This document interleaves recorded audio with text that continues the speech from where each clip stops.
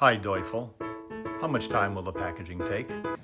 Like a video that we had shared previously on pricing, it's really dependent on the method of packing that you choose and the size of the project. So if it was full box with VCI poly, it's going to take a little longer than something that's just going to be skidded and then perhaps just slid into a container.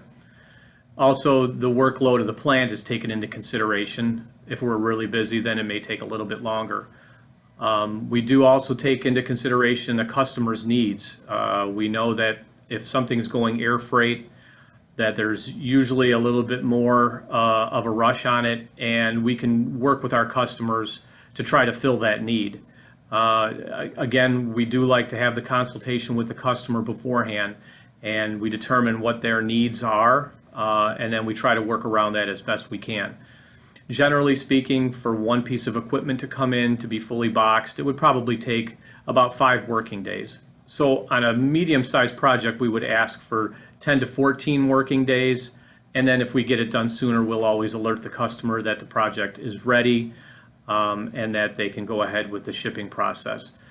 So again, the key is to communicate, and we can work something as far as a schedule out together generally.